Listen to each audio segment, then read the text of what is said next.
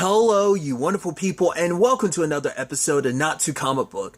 This being a show where we talk about TV shows that are adaptations of comic books. For today's episode, I'm going to talk about the latest episode of Superman and Lois. A lot of really interesting things went down in this episode, so let's break it down. Well, first and foremost, let's start off with Lois' side of things. Obviously, we get a rewind to 5 years ago when Lucy was staying with them, which Lucy is played by Jenna Dwayne. This is something I've, got notified of something like a couple months before obviously season 2 started, which I kind of wish I went into the season not knowing that.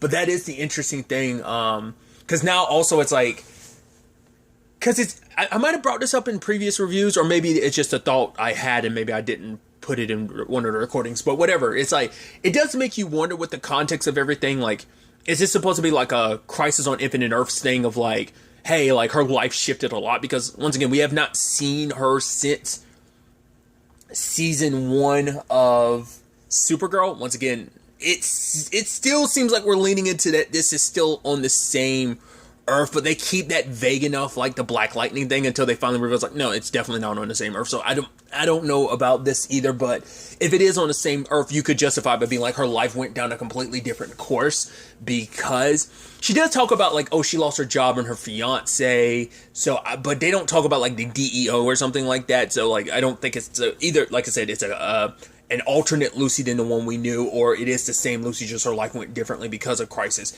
Either way, she's kind of, it's so interesting to see that side of things, because I think as a reporter, Lois feels like there's no way something like this would come, like, because you never think that people you care about would ever get, there's no way they'd get caught up in a cult. You'd never think that, but it's like, right, they go after people who are vulnerable, and Lucy was kind of at a low point. It's just like, she talked about like missing something in her life and just nothing she did, staying with Clark and his family, especially because for her it felt like it was almost like rubbing it in her face, almost, because it's like, right, I get to stay here with your perfect family. This is your family, it's not mine. Yeah, they're my family, but still, that's yours and not mine. And it just probably makes her feel even more empty of just like what you have in your life versus what I have. Because I think it's always been like, right, because Lois has always kind of, in a sense, probably been the golden child, so that probably rubs Lucy a little the wrong way as well.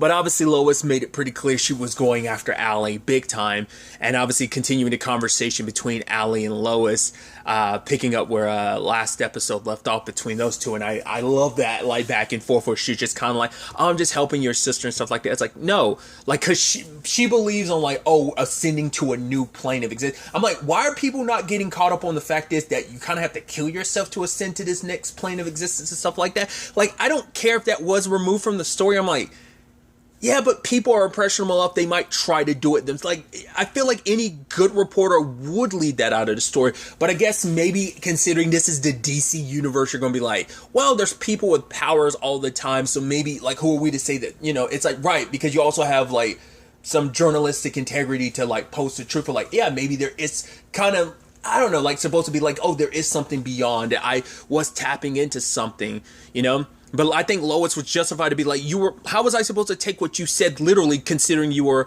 like, overdosing? But once again, it's a universe where all the crazy stuff that happens in DC happens in this world. So it's like, you can't discount anything.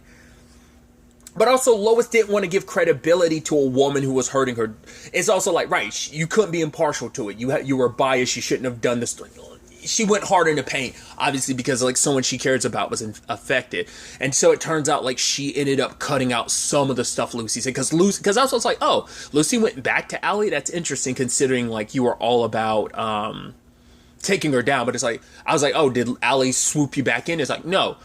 The reason why they haven't talked is because she did say like her and Lucy haven't talked since the article published. It's because Lois didn't publish everything. She selected what she needed, which, once again, it shows extreme bias. Like, as a journalist, you're supposed to tell the whole thing. Don't edit anything, because it will affect your credibility. Like, oh, you decided to pick and choose stuff, like, out of it to kind of fit the narrative you wanted, I don't think it... But maybe it's also my biased opinion, like my own biased opinion. I'm like, I don't think even including that stuff changes it too much, because she's still putting people in a risky enough condition. Because her justification is for the woman who actually did die. It's like she had a heart condition that she didn't disclose to us. So So, but it turns out Lucy is the one who was recanting her statement. Because I wonder, is everything against Allie based purely on Lucy's testimony? And like, I don't remember if Lois said, like, she said she checked. She made it sound like she had multiple sources. So what about those other sources? Like, because I think Lucy was the crux of everything. So she removes her statement and everything and makes the entire thing crumble because Lois put all her eggs in that one basket. Like, because I don't think probably anyone else was willing to speak up against Allie. Maybe all of this will eventually make someone decide to come out. I don't know. But obviously, it ain't like you get it twisted like, oh, Allie's some good person being threatened. It's like, no, she's a very bad person, especially the way she rolled up on Lois like that with a whole bunch of people with her being like, oh, I don't do well being threatened, Lois. And she's like, and Lois is like, neither do I. So it's like, yeah, she came there to intimidate Lois. So it's not like, let's get it twisted, she's a good person. She's an evil person, which it's interesting too, because her group is called Inverse, which is interesting considering we're dealing with a bizarro Superman who is the reverse of Superman. So it's interesting how that kind of happens. Like, just the timing is interesting. Because that was also the thing too, like for Lois, it's like when she did talk to Lucy, it's like, why now of all times? Like, after all these years, like, why now would you spend time, like, try to, like, recant now? But for her, it's like, oh, Allie's, what she's doing is too important to the world. And I'm like, okay. Because I guess it's like, in her mind, it's like, oh, she's helping people, but maybe there is some, like, once again, there might be certain realistic undertones they're going for of like, oh, maybe this is all connected to some like higher plane of existence where some higher being exists, not necessarily like a god thing, but maybe like a powerful being of some sort, an energy being or something like that, an alien species. It's like, you know what I'm saying? Like, maybe there's something there that they're reaching for. Obviously we don't know the ins and outs of Allie's cult, and yes, it is a cult. The moment Chrissy went in there and started, like, the moment Allie started talking about distrust and all that, I was like, yeah, because Chrissy's been feeling a certain way about Lois since last season, about the whole Morgan Edge thing, because Chrissy still doesn't know the entire truth. And also at the same time, it's like, but Lois can't really tell you everything, but that's also the problem. Like, it's like, right, you won't tell us everything. You're selective about what you'll tell us, because she's the one that kind of guilted Lois into getting Sam to, like, reveal certain information. It's like, but yeah, but also you can't, like, tell people the entire truth too, because, you know, like, also, especially considering, like, the entire truth involves her family, because no matter what, she's always going to be hiding some part of the truth, considering, like, her family is in the middle of all of this, especially the Morgan Edge stuff, so. And it kind of sucks that her sister played her like that. It's like, cool, I got this evidence proving that you cut stuff out. Once again, I'm like, I get it, but the stuff that she cut out, is it really that bad that she cut it out? Once again, maybe that's just my biased opinion, but it, like, once again, as a journalist, you're supposed to post everything. The fact is, when you edit stuff like that, now, once again, it brings into your own integrity of like, oh, so if you left out stuff out of this story, what other story? And Chrissy knows firsthand that Lois omits certain things from the story because she did with the whole Morgan Edge thing. She didn't tell the entire truth, especially for Chrissy, because she admires Lois, because Lois is garnished as like one of the greatest reporters, and to find that like now her word, her name is going to get dragged through the mud because of all of this. Now, a big thing I'm curious about that the episode didn't tackle at all is, how much does Lucy know about Clark? Like, does she not? Because that was never a concern of theirs. Like, oh, what if she goes around blabbing about all this other stuff? So, like, I mean, to be, like, because if she knew anything, that would mean that Allie would know, and maybe that might, because later on we do see, like, Chrissy is ignoring Lois, even though Lois is trying to reach out to her, because sadly Allie did get to her, because she played into a lot of the fears and worries that Chrissy had about Lois, and now it's like, right, now you add validity to it by being like, oh, she did omit stuff from the story. Once again, the context should matter, but it doesn't. Because as journalists, it's like, our job isn't to, you're not supposed to be biased, you're supposed to just lay the facts out as they are, you know? It's supposed to be fact-based, not feeling-based. It's what it's supposed to be, you know? Which I think is, you know, there's always going to be some part, I don't think you could ever be 100% impartial.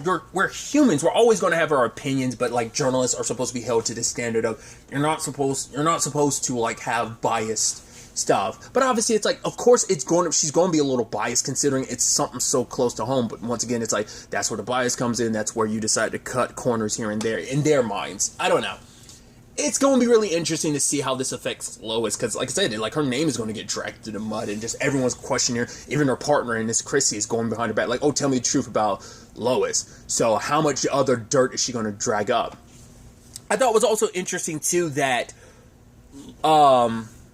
Lucy is saying, like, right, like, you pretty much treated Mom like she didn't exist. Well, she didn't exist for me after she abandoned us. Because she was almost blaming her, being like, yeah, you pushed Mom away. She's like, what are you talking about? I was 8 years old. Yeah, but you never talked about her. Which is also kind of jacked up for Lucy to kind of, like, everyone you're dealing with things in your own way. Like, how can you, it just feels like, but I get it, like, because Lucy feels like she's never seen, like, you can't understand what I'm going through, Lois, because you dealt with things in your way, I'm trying to deal with things in my way.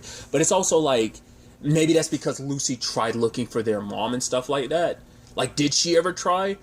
But I think it's also, like, I don't even know where to start, because Lois being the journalist, she could find their mom if she wanted to. She has the resources and connections and the know-how of, like, where to look to find her. Being a reporter, it won't be that hard, but it's probably because she just never bothered, and because of that, Lucy just... Obviously, Lois was, like, 8 years old, so obviously, Lois was 8 years old, so Lucy had to be even younger. So, she probably doesn't have really clear memories of their mom at all, but it's still just, you know...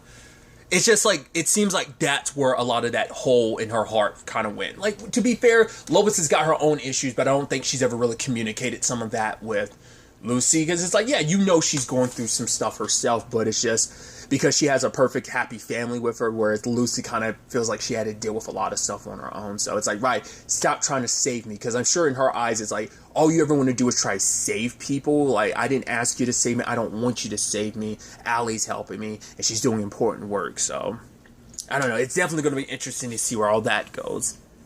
On the flip side of things, we have, obviously, the whole Bizarro thing.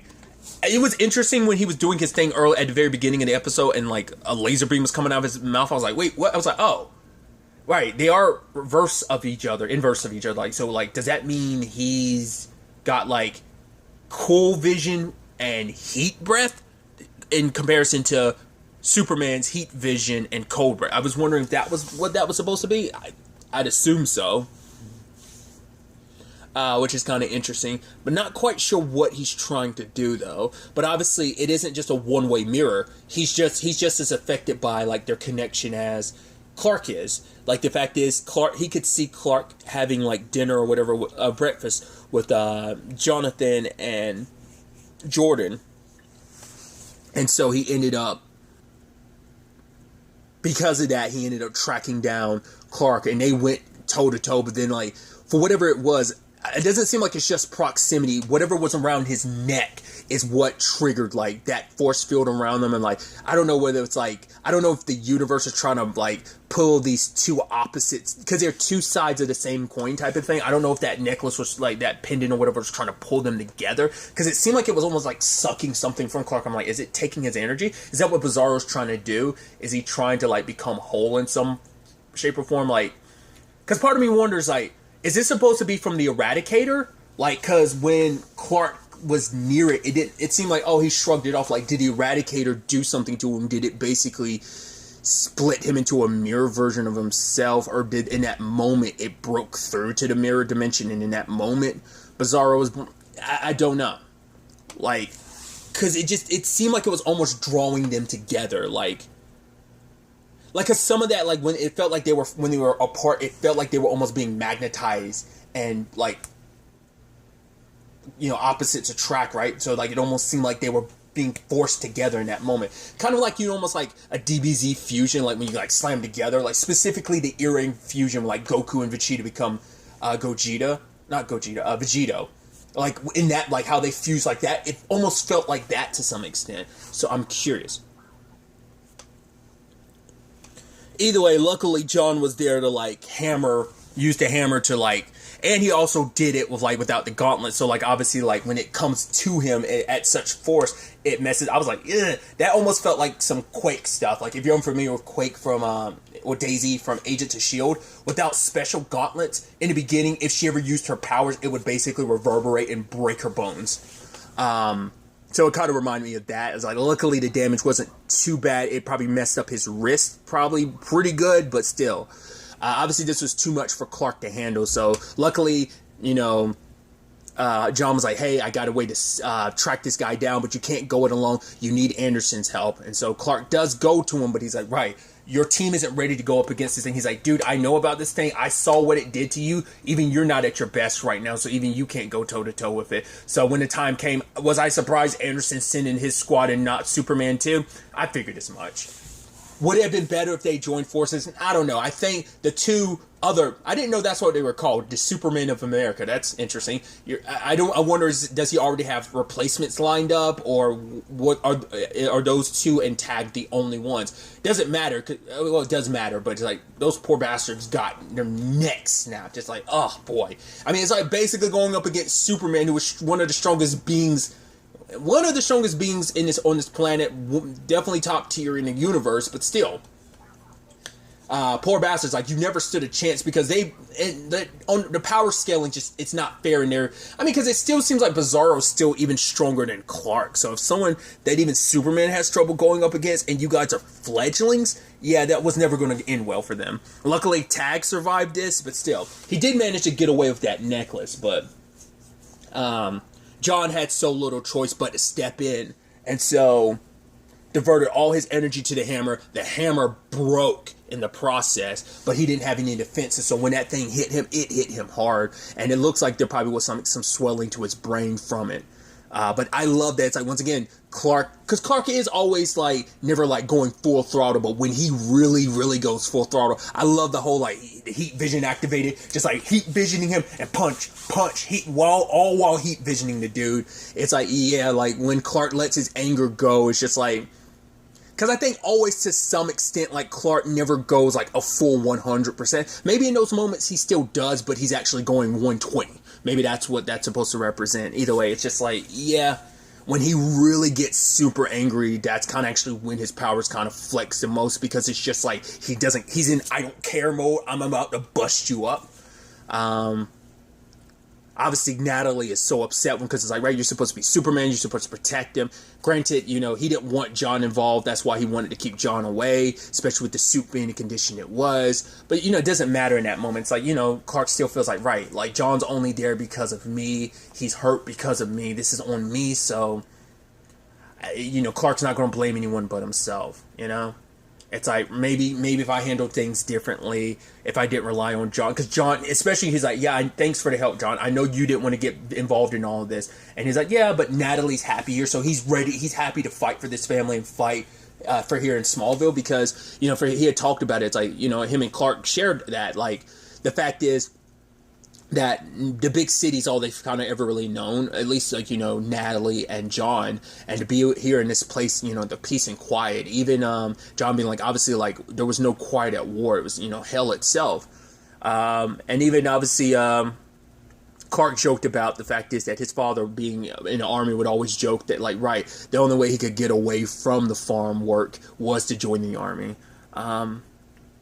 But yeah, like, of course, like, John wanted to fight for this peaceful new home for Natalie, especially because Natalie was finding her place here, you know, and that's all he ever wanted. He wanted her to feel like she fit in, she found her place. I wonder, is she going to try and fill that void now for John Henry? Because Jordan's kind of got in his head now, and he's, no, I'm going to do it. Like, my dad, he needs help, so he's going to he's going to Sam to, like, train me up, and Sam's like, okay, I'll do it. He was quiet at first because he's like, I know Lois and Clark aren't going to be happy about it. He's like, no, Clark needs help, and Clark isn't going to be willing and ready because he needs backup. And Jordan might not be, because that's the thing. Jordan, I'm curious, like, how they'll handle the whole half human, half Kryptonian thing. Are they going to handle it like, I'm assuming it's going to be more like Gohan versus, like, Mark from Invincible. If you've seen Invincible like I have, because I don't know the comic book, but how they handle the whole Viltrumite thing, especially when it comes to Mark's, like, like how much of him is Viltrumite, so on and so forth. I'm assuming it's going to be more like Gohan. So I'm curious, will he ever be as strong as Clark? Or is it going to be like that Gohan thing of like, no, you have potential to go further than I have because Gohan was the first one to ever go Super Saiyan 2. Yada yada, so on and so forth. I know I'm kind of going all over the nerdy spectrum, but you get what I'm trying to say. I'm curious. But Clark is not going to be happy about like Jordan training because he'll probably be like, no, I'm the one that gets to decide. But it's like, yeah, but you're going up against a foe you can't stand up against alone, and there's no one else to help you. John's out of commission. Anderson's super squad is like 2 down, and the only person left is Tag, so you might have to get a 3-way team up against this thing. So once again, it also depends on like, well, probably can't really call in anyone else right now because it's probably that thing of like, well, everyone else is busy on, once again, depending on the continuity stuff, like everyone else is busy dealing with their own respective issues in their respective spots around the world, so no other help from any other superheroes for all we know. It's definitely going to be interesting to see how that plays out. I talked about this previously. I know that John's powers, specifically, I think him as Steel, I think it is kind of almost like Nate from Legends of Tomorrow. I think it's of that ilk, I think is what it's like in the comics, but maybe not. Maybe it is just like, maybe it always is a suit type of thing. Either way. Because I don't think that's who he's supposed to, like, because I know his character's name is Steel, but I don't know if it's like supposed to be like the same Steel as in like Nate Steel from Legends of Tomorrow. Like, I don't know. I don't know if that, I don't think it's supposed to be that. I think those are 2 different characters. I'm probably conflating those 2 in my head. But either way. Because, speaking of Jordan wanting to help, he did try, like, stop, like, some kids stealing some beer. Luckily, he has someone who's worked with the government, Sam, be able to scramble the video so he's able to cover it up. He's like, always keep an eye around your surroundings. Like, obviously, you still need training. He's like, because if you had actually moved over a little bit to the left, you would have been in the camera's blind spot. You wouldn't even have to worry about it. It wouldn't be an issue. So, but the fact is, he wanted to try to do the right thing. He's like, I noble, very idiotic, but noble that you wanted to try to do the right thing. So. But I can only assume Sam is going to put him through some pretty grueling training. Once again, neither Clark nor Lois are going to be too happy about it, but still. It's also going to be interesting, too, because Jonathan's doing what he's doing. Candace ended up telling him, like, oh, yeah, like, different people have gotten different effects, which I think is interesting. So, like, no one person gets everything, which I think is a good thing, because the last thing you need is a whole bunch of people hopped up on drugs, all having all of Superman's powers. They have some of them, which I think is interesting considering, well, because we know, like, the X-Kryptonite gave Tag his abilities, kind of like his super speed and stuff like that, but, and obviously, like, the others, like, because obviously there are going to be inverse effects, because the initial purpose of the X-Kryptonite 2 was supposed to act as a buffer, I guess, to make the transition to the Krypton. Like, it makes the body adaptable to have a Kryptonian consciousness in the body, so the body becomes able to handle it. Because also the thing is, well, I'm curious, because some of those people are resonants. Jonathan isn't, so he probably will be the only one that doesn't. He probably would be the one that would suffer, like, from it, because he hasn't been around X-Kryptonite for a long periods of time. A lot of people in that town have lived there their entire lives, so they've been exposed to it for decades. For years and years and years, where Jonathan only just moved here recently. So maybe that's why we haven't seen whether or not anyone else is suffering inverse effects, is what I'm saying. Maybe that kind of takes back what I was saying before. It might just be because of Jonathan's thing. Because once again, like, none of the Kryptonian side of things seem to have gone to him. It seems like it all went to Jordan. But like, the point I was making is, like, right, Candace said that she got super strong. She says someone else felt like they had super hearing and stuff like that. So we also know, like, Timothy got, like, super strong as well. So it seems like what Jonathan got was supervision. So he didn't get his superpower is just supervision. It just makes him being able to throw. That is all his skill, but he has supervision to know, like, where to throw it. But it has its downfall, because it becomes too taxing on him. Just like Clark had to learn, and just like Jordan had to learn to control his powers because they were like too much all the time. It seemed like it's having the adverse effect on Jonathan because he thought that bird was so close. And she's like, yeah, whatever drugs you're like, are you smoking too much weed? He's like, what? No. She's like, whatever your medication you're on, maybe you should stop taking it. And it's like, yeah, but he's going to keep taking it, and that's going to be an issue. We'll see. Because he was initially reluctant, but she was like, no, like, take it or don't take it. I don't want to press you into it. But, you know, I mean, she was basically almost like, yeah, that's the only way you're going to keep up with Timothy and stuff like that. So it's like, oh, that was kind of, very peer pressure-y. So it's definitely going to be interesting. Because this ain't no just street, I mean, not like any street drug. Is it? I don't know. This ain't like this isn't a better alternative. It suck anyway. If you were like, oh, let me try heroin or let me try this X kryptonite, because you don't know what the long lasting effects of that's going to be. I think Timmy's going to be like the prime example of like what that's going to be. We're going to see probably a whole bunch of kids start dropping because it's like, oh yeah, like too much X kryptonite and now it's having inverse effects on it. I mean, who knows what like an addiction to that's going to look like? We'll have to wait and see. So. At the same time, there's everything with the mayor race. Obviously, like, Emily let Lana know, like, hey, they've been in here asking about Sarah's past and stuff like that. I'm like, that's jacked up. I mean, to be fair, we see it in real life. Like, no, your family's going to get, like, if you're in the public eye, celebrity or not, but definitely in the political world, but even more so if you're a celebrity, but in the public world, it's like, man, they're going to drag your entire family into a spot. Like, you ever did one thing wrong, oh boy, is going to come to light. Which is, I think, is interesting because there's a whole thing about like, oh, like the whole thing with Lois and everything about, oh, the truth coming to light and stuff like that. And it's like, well, the same thing is happening with Lana and them.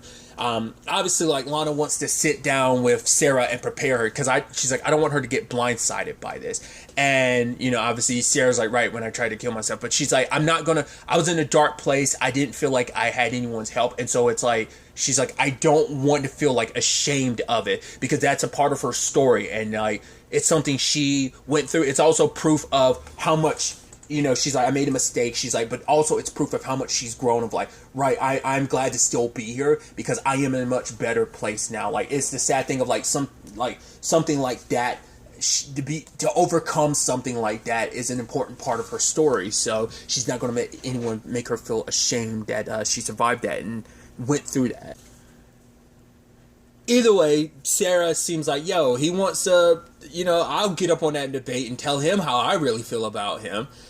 So, you know, obviously Lana and Kyle are pretty proud of her. But it seems like he was like, no, I don't know what you're talking about. I guess, like, he was digging into it, but I guess he eventually was like, no, I found something even juicier because that's just going to make you look like a D-bag because he knows that, like, yeah, that's just going to make Lana seem more sympathetic. Because I don't know whether it's thing of, like, right, how's she supposed to take care of Smallville when she can't take care of her own child? That's some dirty tactics. I could definitely see that being spun that way, but it's just going to make you look more like an asshole, so probably wouldn't go down that route. But does it hurt when it turns out like, oh, you found something else while you were digging? It's like, yeah, Kyle, I heard about when you get, you know, some liquor in your system, you can get messy. Like, well, we saw how Kyle was last season. Well, it turns out there's a lot more to it because the moment he goes to the bar, I'm like, oh, and you're serving him a drink. I'm like, shouldn't you know? And like, I guess you think you were, but they aren't his real friends. They were just his drinking pals and stuff. Like, you'd think you'd be more okay with him being like, yeah, I'm kind of sober. He probably didn't really go around them. He just stopped going to the bar. Probably didn't let them know, like, what was what. But her offering him a drink, I was like, oh, that's kind of messy. And the moment she touched his hand, I was like, oh, so that's what we're about right now. I'm like, okay. So you were having an affair during all your drinking, so a lot of your demons are going to come to pass. Like, yes, we dealt with some of your demons last season, but, oh, this is all going to come to light. The truth always comes to light, right? So, oh, Kyle. That's definitely going to be interesting. Because it doesn't matter what you do now. Dean already knows about it, so he's going to be able to use it against you. And he's probably going to pay her off to get whatever information. Especially because it's like, especially because you're kind of ending things right now, that she's going to be like, oh, that's all it is? Like, that's all this relationship was to you, like a booty call or whatever. Like, she's probably not going to be too happy about that. So when Dean does come around being like, oh, you can hurt Kyle in the process, she might feel vindicated in doing that. Or he might offer the right price. Whatever the case may be, things are going to get complicated in that household, I'm sure. So it's definitely going to be interesting to see ultimately where all of this ends up taking us. Like always, till the next time we meet, be happy, be safe, live life to the fullest, and enjoy it. Good day and goodbye.